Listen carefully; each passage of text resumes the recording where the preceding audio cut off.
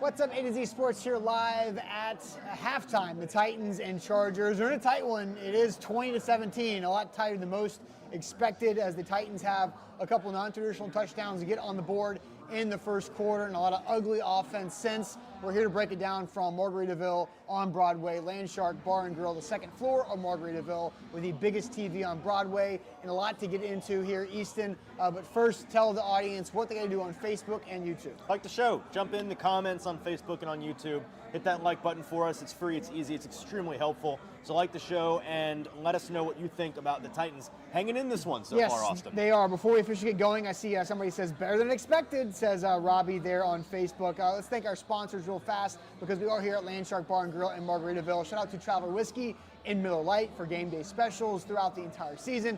X Golf in Nashville, Murfreesboro, Hermitage, and Franklin. BTA Sports, use the code ATOZ14 to become a better. Get a 14-day free trial on your weekly subscription with BTA Sports. Botero Carts, life is short. Get a golf cart, BoteroCarts.com. Lipscomb University Sports Analytics grad program, the Barrel Social Club, the destination for poker, thebarrelsocial.com, and T-Dot, Nobody Trashes Tennessee campaign. Be part of the solution in littering in Tennessee. So Easton, I will let you start because it is way closer. I predicted 24-17 Chargers win for the whole game, and I predicted the Titans have a backdoor cover touchdown late. But they were up 14-7 with Cody Barton pick six, Chimere Dike punt return. Your thoughts overall in the first half? Yeah, they decided, hey, who cares how the offense looks if we just score all the exotic touchdowns? Let's score in all the ways that you can without having the offense actually needing to move the ball. I thought, they were opportunistic, the way that a bad team needs to be able to hang with a better team. That's encouraging. No, I don't say that flippantly. It really is encouraging to see them do some things in areas where we know they're capable, right? We saw Cody Barton do that exact same thing in training camp 3 or 4 times to Cam Ward. He is good at jumping those kinds of routes. He's good at identifying them and triggering at the right moment. And we have seen Chimere Dike all season long be the best returner in the NFL. Genuinely in the conversation for an all-pro nod as a rookie, as a special teamer. Returns a punt return, first one since 2012 for the Titans. A long time since they've done that. Also, strange answer from Bones Fossil. A quick article that I'm going to have published as soon as we're done here. So in the second half, go to AtoZSports.com to read this. Go back and listen to what Bones Fossil had in the video that I have in that article about Chimere Dike getting his first return touchdown this week. On Tuesday, 5 days ago. Weird.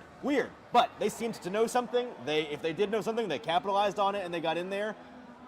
That set aside, now talking about the offense and Cam Ward, 4 of 11 so far, 53 yards, a 52.5 rating, a 36.4% completion percentage, averaging less than 5 yards per attempt. He has done all very good or very bad things. Early in the half, it was largely his receivers letting him down. He throws an absolute seed to Van Jefferson up the sideline, puts it in the perfect spot. Van's not able to come down with the ball. An Alec Ironmaner drop on a boot that could have been a sack that Cam creates with his legs. We saw Cam take off a scramble once in a moment where previously this season, I don't think he would have, and it was encouraging to see him make some better decisions on that front. But Austin, especially in the second quarter, Cam just not looking tight back there, holding on to the ball too long, doesn't seem certain of himself. Pocket navigation is questionable. A couple of throws that we were sitting here furious they weren't showing us more replays on because we weren't sure what in the world he was thinking. No, the ball slips out of his hands again at the end of the half. Right there, J.C. Latham was surviving disaster for the Titans by catching that football. That would be more points for the Chargers potentially. The 3rd and 16 that I'm about to get to in a second, where he had a receiver over the middle open and it slipped out of his hands again. So Cam Ward's got to play cleaner. He's got to play better. I feel like my whole thing on Cam is he's not playing quick enough. I don't like the pacing and tempo that he plays at. I'm not saying rush. I'm not saying he's lazy because people think, these lack of urgency, lack of pace with how he goes through his body movements. There's a lot of wasted movement, wasted time that all it needs is a tick to be a little bit slower, and that's what makes the difference in an accurate football or a late football or a sack. and Cam's got to speed up a little bit, but not hurry, as the great John Wooden would say. Now, they were on 3rd and 16 because only the Titans can turn a 3rd and 1 into a 3rd and 16. Because they tried a stupid trick play on 3rd and 1 that failed tremendously. I love Titans trick plays. It was a great hold by Elikai Manor because they would have punted on 4th down if it didn't hold, and Tony got tackled for like -7 or something. But then J.C. Latham false start, backing on up, 3rd and 16. Cam has the ball slip out, now you punt. And you take 2 good runs from Tajay Spears on 1st and 2nd down to go 4 yards, 5 yards, 3rd and 1, and you ruin it all. Right. And here's the weird thing about this, Easton, is because look at what the Titans running backs are doing. Tony Pollard has 3 carries for 35 yards. Tajay has 5 carries for 22 yards. They're running the ball effectively, but they've only carried the ball 8 times. Yeah. Now, because the pick 6 and the punt return, there's 2 less offensive possessions. I don't care. They've led or been tied the whole time. So why aren't they running the football? We've been complaining about them not running the football to help Cam out because they've been down by 4 scores in the 3rd quarter. I don't get it. And now you allow Justin Herbert to run for 29 yards right there to get the Chargers in field goal range to break the tie, and the Chargers get the ball to start the 3rd quarter. Now, my rambling is going to end here in a second. I'll let you kind of react, but the Titans have opportunities to get after Justin Herbert because both tackles are down right now for LA. So there's still opportunity for the Titans to fight hard and keep this game tight. Yeah, putting this in perspective, a tweet from Paul Kaharski just now. The Titans are 0 for 5 on 3rd down in the first half as he's reviewing the numbers. They had 4 first downs in that half. Now, to your point, the defense is playing really well up front. They're also playing really poorly on the back end. Jalen Armour-Davis is putting on a disaster class for the 3rd consecutive week, 2nd consecutive week. He just can't hang. I tried to tweet Armour-Davis, and it auto-corrected to Armpit Davis, and I was like, you know what, that fits. I'll just leave it. And so, like, that's how that guy's playing corner. It's a really brutal experience to watch him try to, Keenan Allen's hand went out of bounds, or who knows what the Chargers would have continued to do on that drive with more time if they would have had a chance. But he's miserable. He's a liability. Now, if you can keep getting after Justin Herbert and if they can sack him 3 more times in the second half, Titans have a chance to win this game. Sure. I mean, we talked in the pregame about my X factor being them staying on pace, keeping up with the Chargers. And I felt like the Chargers would easily get to 30 points in this game, and the Titans were going to need to respond in kind if they wanted to be competitive in any way. Both teams well on their way to 30 points. Not that I think that both will get there necessarily.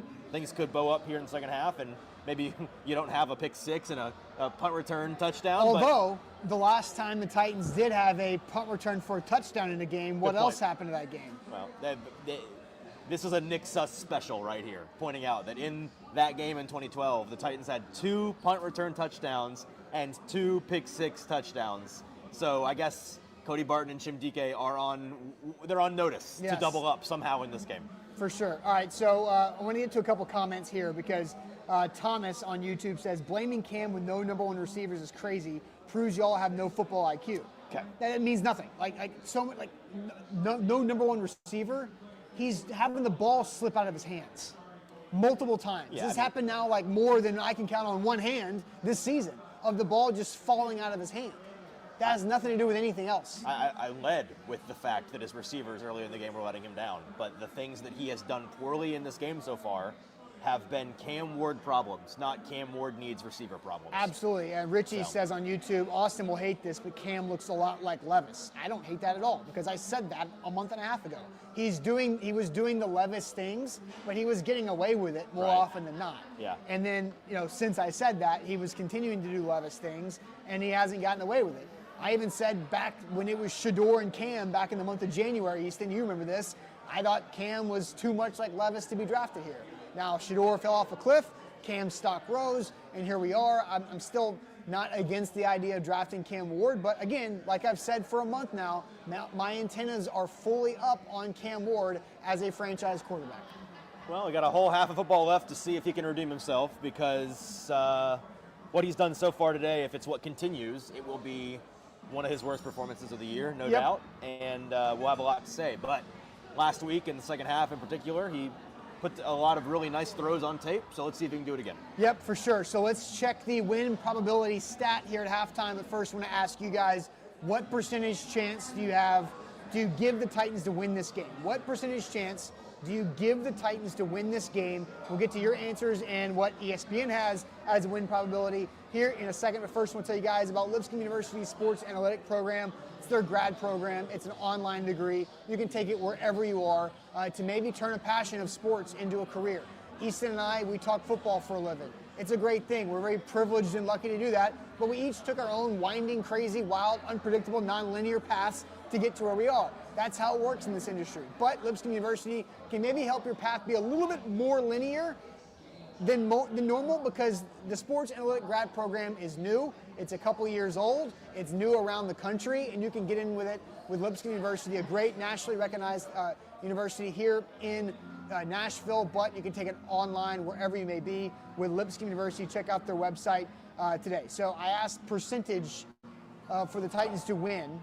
Do you want to go to the chat, or you want me to go to the chat? You can go to the chat. All right, so we got 33%, 27%, ass percent from Dirty Sanchez. Nice. 17%, 10%, 4.5. We've got some negative numbers in here. 25%. We got 65.99%. All right. 30%, 10%, 23%, 47%, 8%, 49%, 15%. All right, before I read, I have not looked at what ESPN has. I know you have a number there. I can't see that. I'm not wearing my glasses. It's all right. Yes, I'm that old to have to need that. Alarming. I could read it, but I have to focus on it for a second. All right. This guy drove here, by the way. I actually have my glasses in the car. Oh, okay. So, Easton, your percent chance for the Titans to win this game? I'm putting it at a 29% chance. 29%. Almost a 1 in 3 chance. But I don't really feel good about it. How many percentage points do you take into effect of the Chargers missing both tackles? Oh, it's the majority of the points. Okay. Yeah, it's the fact that the Titans defense has 3 sacks so far in this game, and the Chargers are playing Jamari Salyer at tackle. Who? Yeah.